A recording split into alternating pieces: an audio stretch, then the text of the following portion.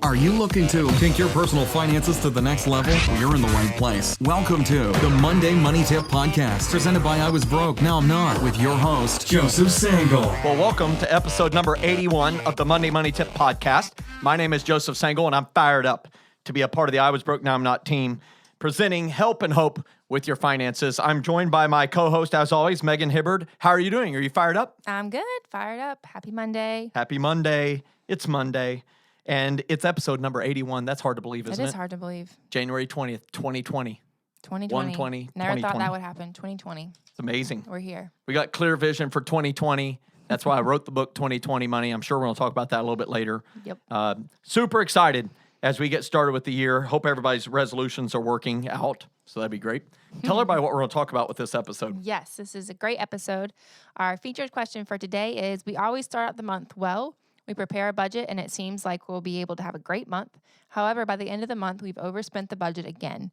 How do we stop overspending? Help. Yes.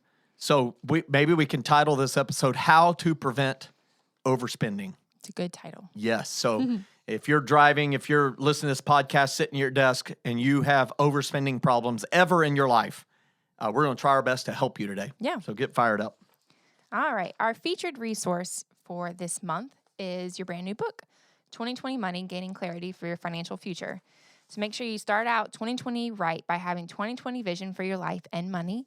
And if you haven't picked up a copy yet, you can do that by visiting iwbnin.com/2020 to learn more and receive a special offer. That's right. That's awesome. And, for those that watch this episode and our episodes on YouTube, you may not know it if you're just a podcast listener, but you can watch us produce these.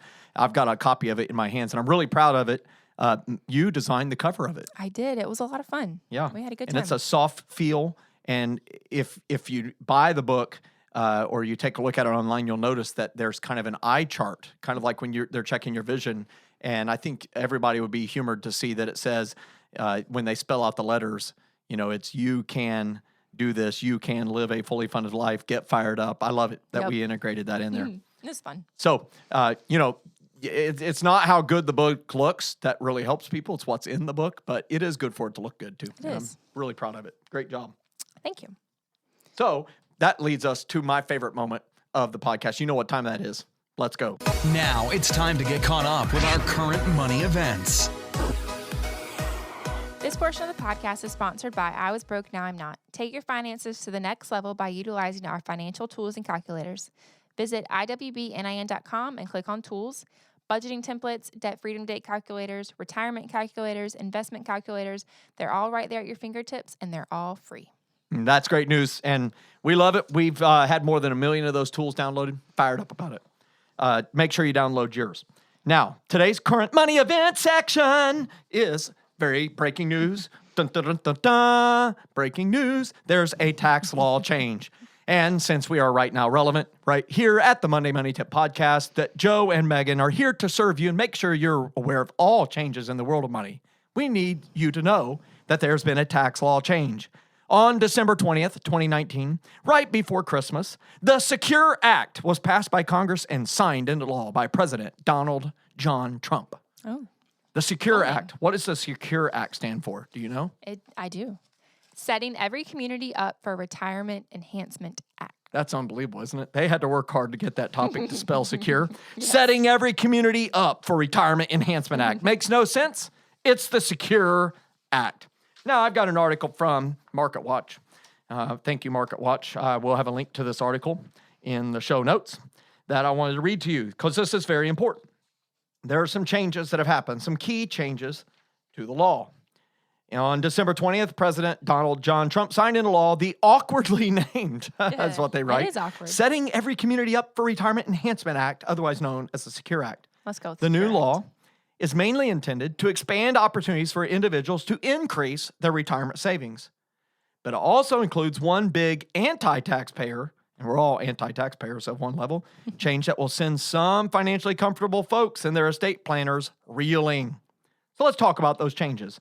One of them is there is no more age restriction on traditional IRA contributions. This is a big deal because before the Secure Act, you could not make contributions to a traditional IRA for the year in which you reached age 70 and a half or any year thereafter. Now, there's no age restriction on Roth IRAs, and the Secure Act doesn't change that. It just removed that barrier from the traditional IRAs. And that's really important. So there's also a side effect for IRA qualified charitable distributions. You see, after reaching age 70 and a half, you can make qualified charitable contributions of up to $100,000. And that's our goal, is to help you be able to do this, right? Some of you are hoping to have $100,000, period. But if you do this stuff and you do this long enough, this stuff's going to work. You can make those qualified contributions of up to $100,000 per year, and effective for those made in the tax year beginning after 2019. That will be limited and be reduced, but not below zero, the aggregate amount of deductions allowed for the prior year's taxes due to the aforementioned Secure Act change. In other words, deductible IRA contributions made for the year you reach 70 and a half in later years can reduce your annual qualified charitable distribution. So if you do contribute to an IRA and you're 75, then that will reduce how much you can contribute. And so many people who have been very blessed and they've done a lot of good money decisions, they want to move $100,000 a year to their favorite charity or charities. That'll be limited if they start participating in the regular IRA. So that's important. Now, another thing that's important to know, and this is really important for all of you. I don't care if you're 30, you're 20, you're 55. When you turn 70 and a half, there's something that is required, and it's called a required minimum distribution. So any money in a 401k or regular IRA, simple IRA, has a required minimum distribution because the government wants to be able to start taxing that money. It's never been taxed. They want to start taxing it. Roth IRA, that doesn't matter, but regular IRAs, well, they've moved it from 70 and a half to now 72 years old is the age. So it allows you to have another year and a half of leaving your money in safe mode. And so that's super important for you to think about as you plan for retirement. This is one more thing that helps you consider, should I invest in a Roth IRA or a regular IRA? Okay? And so it actually makes a better benefit again, extends a benefit for a regular IRA or 401k. I'm not saying each one is better than the other, Roth IRA or regular IRA, but it does help. This benefits the regular IRA's 401k investments. And so that's super important to think about when you're planning for your retirement. And I really want to make sure everybody's paying attention to that, because retirement is another day closer. It's 7 days closer since last week's episode of podcast. It's a year closer since last year's podcast. Life just goes by. Yeah. And if you're not careful, you'll blink and your kid will be grown up. Yikes. And in college, like mine is. You have Logan. I might cry. That's hard to think about. And if I blink, my 20-year-old might be a 40-year-old in 20 years. It's amazing how it works. 20 plus 20. And so that's what I wanted to share with you today in today's current money events section, as we strive to be right now relevant with all things money. Get fired up. Awesome. And we'll include a link to that article in the show notes if you want to go back and reread what Joe was reading, so you can stay up to date with that. All right. Our success story today comes from Kathy. And Kathy said, our credit score is now over 800. Hallelujah and thank you. We are free. And Kathy sent this via email on 1/6/2020. So I really love this story for a couple of reasons. But one is her email was sent the very beginning of January. And so she's starting off the year very, very strong. And one thing we always say is you never have to recover from a great start. And that's exactly what Kathy's doing. Yeah, absolutely. That's awesome. I love how Kathy wrote this. Mm-hmm. So Megan read it. I'm going to read how Kathy wrote it. Our credit score is now over 800. Hallelujah and thank you. We're free. Is that better? That's better, yeah. No, I'm not as animated as you. She used 5 exclamation points for 3 sentences. And she used the word free with 7 E's. I'm sorry, Kathy, I did not do justice to your... Yeah. So Kathy can write in and say which of us did it best, but I do love it because like what I want to speak to this, and I always like to speak to the success stories, is the enthusiasm, the energy that happens, and she does not have to recover from a great start because she is starting off great. A credit score of 800 really gives you the best terms for a lot of things, but yes, that is related to debt. But if you're purchasing a house, that sort of thing, really important. It also has an effect on insurance premiums because there's a proven fact that lower credit people have more insurance claims. And so you get all the discounts afforded to people with great credit. And so I know that Kathy probably has had a credit score lower than 800s before, and she's celebrating that. And so we celebrate that with her. Thank you so much, Kathy, for sending us your success story. We're very, very fired up to be able to read it, and we celebrate with you. All right. So now back to our featured question for today. And just to remind you guys, our question is, we always start out the month well. We prepare a budget, and it seems like we're going to be able to have a great month.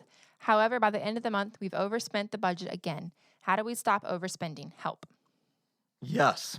Now, this is a great question, and I have experienced this in my own life. Have you ever overspent? Megan, I always perceive that you have never overspent in your life. Yeah. Is that true? Or have you ever overspent? No. No, you haven't. This is a foreign concept for you? A huge saver. I have a hard time spending Has money. Jordan ever overspent? He's a saver too. He's not as much of a saver as I am, but I don't know. I mean, maybe a little more than you. He's a little more of a Yeah. bigger spender. yeah. I know that I am a spender. I have a great talent for it. I can make money disappear. It's a great gift. It's magical. I can make it disappear. I can go out, spend too much money, on lunch and accidentally buy a truck. That can happen. So I really understand this question. It really speaks to my heart. And so in this how to stop and prevent overspending episode, we're going to help with that. And so the first thing that I wanted to share is prepare the budget. Now, this person wrote that they do prepare a budget every month, so that's great. So check mark number 1. However, I want to give some tips on preparing a budget. So if you're listening and you normally overspend and you're like, I need to stop this, I want to ask the question, do you prepare a budget? But there's a second question behind that question. If you say yes to I prepare a budget, let's stop. If you say no, I don't prepare a budget, Do that. well, there's your problem. Start right there. If you do prepare a budget, but you're still overspending, then I would ask the question, when you prepare your budget, are you doing this in reality land or are you doing this in fantasy land? Yeah. You know what I mean by that, Megan? Yeah. So I think a lot of times when we have conversations with people, one of the big things that we've noticed, and at least I've noticed, is when you actually get to the heart of why people don't want to create a budget, it's because they feel like they can't have any fun in the budget. They feel like they have to have $10 for groceries and $0 for eating out. And sometimes it's just not realistic. Say your kid plays a sport and you have to take them to practice 3 times a week. Well, maybe sometimes you have to eat out. And so having $0 for eating out is just not realistic for your family. And so I think that's one big thing is we're not saying in creating a budget, you need to create this budget that is no fun, no anything. You can't do anything. You have to, maybe that's what you need right now, but maybe in reality, you have to make sure you're going to be able to provide for your family and do all this stuff. So it is definitely about discipline, but also knowing that you have to eat, you have to have groceries, your kids, have to have clothes, all these things have to happen. And so when you're thinking, oh no, I can't create a budget, or I don't want to create a budget, know that we're not saying you can't have any of these things. That's right. It's living within the means of the budget. That's important. You don't have to invite Chief No Fun to the budget meeting. I mean, Chief No Fun can be out. But budgeting is just telling your money where to go instead of wondering where it went. Right. And so when I say fantasy land versus reality land, I want to build on what you just shared there. You have to recognize there is a reality. There is a reality that kids are going to grow. They're going to eat food. They're going to eat way more than you want. And you're going to have travel sports, and you're going to have, as you get older in life, you're going to have maybe prescription deductibles. Different things are going to find their way into your budget. Yeah. And so do this with reality in mind. I know so many people, especially here, we're still at the start of the year, they think, oh man, I overspent on Christmas, and they feel really bad about it. And they're like, that's it. We're going on a budget. We're going to spend $3, as you said, on groceries, no dollars on dining out. And it's just not realistic. Yeah. And as a result, they're doomed from the start. They're going to overspend because they didn't plan the right amount of spending. So make sure you prepare a budget and do it in reality land, not fantasy land. And also, if you prepared your budget for January and you're like, it's just not working out, guys. A lot of times we say it can take up to 3 months for your budget to get where it should be. You forgot this expense, or you didn't plan this much for this, or, the bill was more than you thought it was going to be, or this or that, So give yourself a little bit of grace. It is January, but also stick with it until March, and at the end of March, maybe you're in a better position where you're able to see, okay, this budget is working, it's working for our family, and we're not forgetting things anymore, and it could be great. Perfect. So prepare a budget. We have free budget templates. We'll link to them in the episode of this podcast. Use them. They're great tools, great launch off points, and then make them yours. Customize them to you. The second thing I wanted to share is review your spending history. Review your spending history. You know, a lot of times we'll beat ourselves up. We don't want to look at what we've done with money because we already know there's some negative behaviors that we're going to see. But here's the power. Instead of using it to kind of beat yourself up, use it to power yourself in the future. Like, look at that spending history and say, you know, where have you overspent in the past? Are there some categories that seem to trip you up? And you need to categorize what is causing the overspending. Is it impulsive spending? You're just randomly spending money, shopping, food, stuff like that? Or is it because you're failing to save for known upcoming but non-monthly expenses like Christmas or vacation or car repairs? Now, listen, we're going to talk about that known upcoming non-monthly expenses stuff, those big things that we should have in the budget anyhow. We're going to talk about that in an upcoming episode. Today, since the question is more about overspending on frivolous stuff or impulsive stuff, we're going to focus on that. Yep. And so maybe it's grocery store trips, maybe it's restaurants. Kind of speak to those two. Yep. So with grocery stores, this started when I was pregnant, but it kind of kept going. I would go to the store for one thing, and maybe this is where I overspend a little bit. I would come home with like, oh, the truth is coming things. out. Yeah. I like this. And Jordan would be like, what are you doing? We don't need all these things. But I've had to start being super disciplined about when I go to the grocery store, I have to have a list. And I almost have to put blinders on to everything else, or else I'm going to buy the whole store because I like having food in the house. I like having snacks. I don't know. I just like Is snacking. it snacks or is it things for your boy? Well, we make lots of trips to Target, Okay. and that, thanks for him, just kind of We'll happened. talk about Target next. Yeah, but we do about 99% of our grocery shopping at Aldi. Okay. And if you're not shopping at Aldi Or Lidl. you should, because you're wasting your money shopping other places. And so for me, the way that our schedule works, a lot of times I end up going to the store on times where it's before a meal, so I'm starving. So whether it's we go to the late service on Sunday, so whether it's Sunday morning or whether it's before dinner, which is the worst time to go to the store Is when you're Aldi hungry. open on Sunday morning? They are, yeah. Wow. You have to wait till after 9. Okay. So I have to be super mindful when I'm going to the store and make sure I stick to that. And so that's one of the areas that I have had to work on is the grocery store. When you go to the grocery store, prepare a list, meal plan. I hate meal planning in the moment, but the rest of the week, it makes it so much easier. So I know we're having these 4 meals this week. I know exactly what I need to get, and I'm in and out. I've had a lot of people, we do lots of coaching, one-on-one coaching, and I sit down and put together the budget. And when they do the review of their spending history, they basically will say a statement. I now know where my financial freedom is. I now know where my retirement is. We've been eating it. Seriously. It's the truth. Yeah. I mean, people will overspend like crazy at grocery stores and restaurants. Mm-hmm. And I get the appetizer. I get the drink for $2.49, whatever it is. And it just adds up. And, just this today, as we're recording this podcast, I went to lunch with my daughter and I told her to blow it up. I should not say that anymore. I can't believe how much we just spent on lunch, but I used cash. So that was good. We're going to talk about that tip in a minute. Yep. But here's what I know. When you review your spending history, you'll see grocery store trips, add them up, learn from that. Yeah. Restaurants, add them up, learn from that. And then clothing. I mean, clothing is something, especially when you have babies, especially change and transitions of seasons, that can really invade a budget. Speak to that. One thing that we've done specifically with Logan is we shop mainly for his clothes at consignment stores. Perfect. The boy is growing like a weed. He is, maybe wears an outfit once or twice.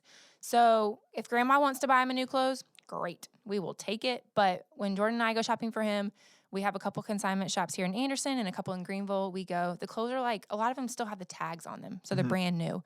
And then one thing we have in our sub-accounts, in our online banking, we have a clothing category. And so we know this month I have this much I can spend. So we have the freedom. We've saved up for that. Each month we have money automatically going into that fund. And so a lot of times we save it and then we'll go to the outlets and buy a couple new outfits. But then you don't have to feel guilty about buying clothes because you're saving for it. It's not blowing the budget up each month. And when you are done with those clothes, a lot of times people will put them back on consignment and make more money than, it's pretty amazing. And then maybe look in your spending history and see if there's random items that keep jumping in, like a hobby. You know, for me, it's hunting, fishing stuff. It's gardening stuff. It's things like that. I was looking at honeybees today. I need to just stop getting hobbies. And then entertainment. Maybe it's entertainment. Maybe it's gasoline. Let me ask a question. When you when you review your spending, I'm asking podcast listeners this question. Do you overspend on gas? Do you overspend on electricity? Do you overspend on the mortgage or rent payment? Like, do you go, oh man, gas is so cheap. My tank's full, but I'm just going to pour the rest in a trunk. Like, do you do that? No. But the equivalent of that happens with groceries. Yeah. You know, I want more, I'm going to fill up the cart. And so think about this. There are impulsive categories in your budget. Maybe vacation, a semi-annual insurance bill, Christmas. You know, think about the things that blow up your spending and use that history to help you change your future. So we've said prepare a budget and be realistic, not fantasy. Review your spending history. And the third thing you have to do is you have to prevent this impulsive spending. And we have a solution that we're going to share with you. Mm-hmm. And so in preventing impulsive spending, you know, here's the thing. For those categories, when you reviewed your history that you're overspending impulsively, you need to put the credit cards away and put the debit cards away. Because even if you're using your own money, you will overspend, and it has to come from other areas of your budget. You know, income minus outgo still equals what? Exactly zero. Trademark, right? Easy, exactly zero. So can you still use a credit card to pay those regular bills, that purchase gas, or book a trip you've already saved cash for? Absolutely. However, if you can't control the spending using your credit and debit cards, it stands to reason that you should not use them for those categories. Does that stand to reason? Makes sense. So here's the solution. Are you ready? Megan's going to share the solution. Yes, the solution is cash envelopes. Cash envelopes, or envelopes, if you want to say it that way. Envelopes. So cash envelopes are a huge way to do that. In fact, I just picked up the cash for my cash envelopes. They're sitting right here. I went at lunch and picked up the cash. I rarely do that. I always feel wealthy, and then I go to the grocery store. I don't feel wealthy anymore. But I use a plan. Now, let me tell you, once you've prepared your budget, you will know what you've planned to spend for all your impulsive categories. After you receive your income, you're actually paid, because we always say put together the budget before you're paid. After you receive your income, withdraw the cash for all those impulsive categories and place the money into cash envelopes. This can be as simple as using the bank's cash envelopes. I managed to get them to give me 2 of them today. They'll give you more. Or you can purchase a fancy one from Dave Ramsey, the deluxe cash envelope with faux leather for $19.99. I just looked it up. You can find it on Amazon and on his website. My wife uses the deluxe one. They last about 7 years. So it's pretty good. That's pretty good. Now, I have 5 categories that I highly recommend each listener to apply cash envelopes to. That is groceries, restaurants, clothing, entertainment, and spending money. So it's the 2 food ones, groceries and restaurants. It's clothing, entertainment, and spending money. Here's how it works. You've pulled out the cash. You've been paid. You pulled out the cash that was allocated for groceries in this week's budget. And you use that cash when you go to the grocery store to buy what? Groceries. You do not buy a DVD, or a Blu-ray of, Barbie. You don't do that. That is not food. Now, you'll want to eat it after you've watched it 75 straight times. Sounds like this is happening right? at You'll your be house. very hungry because you spent money on that. Now, watch this. You use cash to pay for those groceries. Can you use the debit card if you forgot the cash envelope? No. Can you use the credit card if you left the cash with your spouse? No. What happens when the money runs out? You say no. So watch this. Now this seems really nerdy. I know this seems nerdy. For real. You're telling me, Joe, when you go to the grocery store and you forgot the cash at home, that I should leave and go home and get the cash envelopes? Yes. Because after all, you're overspending. We're trying to prevent, we're doing behavior modification. When you force yourself to go home and get the cash envelope, you're doing 2 things. One is you're reinforcing a new habit. You won't forget the cash envelopes too many times when you do that. And number 2, you're forcing yourself to use cash. Yeah. You cannot overspend cash. Can you spend cash too quickly? Yes. But when it runs out, do you go to the ATM machine or bank and get more? No. The whole key is to have cash and set it as a goal. Now, because you budgeted realistically, there should be enough. Right. If you run out, well, then you can learn from that. And get creative. And you can get creative. You can have special meals out of the pantry. As I say, get the canned spam, the canned salmon. You can have spam and it'll be delicious. And that will help you be motivated to have a better budget and behave on the cash envelopes. And I will tell you, as me and Jen started to learn this, we went with a list of the grocery stores you suggested, and we had a pencil and a calculator. And we added it up as we went along. You can have an app. You can use your phone as you go through. An alternative to cash is to use a prepaid gift card that's reloadable. But I don't like it nearly as much as cash envelopes. And I will promise you, this works. And we have a YouTube video that shows how cash envelopes work as well. We'll link in the show notes. It's about 4 to 6 minute Monday money tip specifically for YouTube. But one final note, put Amazon down and back slowly away. Amazon has become the new impulsive enabler. And I cannot believe how many people are stuck overspending on Amazon right now that I am counseling. So make sure that you use cash envelopes. It's a solution to overspending those impulsive categories. Now, as I mentioned at the start, if you're overspending due to not saving for known upcoming non-monthly expenses like Christmas, vacation, quarterly insurance premiums, annual property taxes, car maintenance or repairs, your overspending is due to a lack of advanced planning. And we're going to dedicate an entire episode to that topic soon, so be on the lookout for that. Yep. So we know these things are coming. So Christmas happens every year on December 25th. You know your car is going to need an oil change, so make sure you go ahead and you can set up those sub-accounts. And the online banks, we'll link those in the show notes, the online banks that we like that allow you to do those sub-accounts. So you can set it up. And the key for this is automatic. So it's automatically transferring the money every month into those categories. So it's saving for you. It's doing the work for you. So all you have to do is set it up once and it will do it. So when it's time to pay those quarterly insurance premiums or the annual property taxes you've been saving each month for those, you know you have the money. You don't have to worry about it derailing your budget. So yeah. Can't wait for that episode. It's going to be a great one. So listen, podcast listeners, make sure you have that budget. Make sure you have a realistic budget. And then look at the history, what has caused you to overspend, and then put in place a block to overspending, and that solution is cash envelopes. When you do it, you will win. Now, I mentioned 5 categories: groceries, dining out, clothing, entertainment, and spending money. If you want to just try it in one category, let it be the food ones, groceries and dining out. My bride and I save $200 a month alone in the groceries and dining out category by going to cash envelopes. I bet you'll find the same improvement in your own finances. That's awesome. Okay, so in our next episode, we're going to be talking about taxes. Who's excited about that? Woo! So that's right. Tax season is right around the corner, and we want to ensure you're prepared for it. So we're going to talk about how to maximize your tax refund, both how to maximize what you receive back, but also how to maximize the money that is refunded to you. So it should be a very helpful episode for everyone, and we can't wait to talk about it. Yeah, and if you like today's episode, please help us get this podcast to other people who you know could benefit. You can do this by quickly rating our podcast and leaving a review. Those ratings and reviews help us make our podcast better for our listeners. And if you've implemented one of our tips, share your success stories with us by emailing it to info@iwbnin.com. And so we'll end this episode by saying this: cash in hand helps you have peace of mind. Get fired up. Thanks so much for listening to this episode of the Monday Money Tip Podcast, presented by I Was Broke, Now I'm Not. If you enjoyed today's episode, please leave a review and subscribe. And for more great content and to stay up to date, visit iwbnin.com.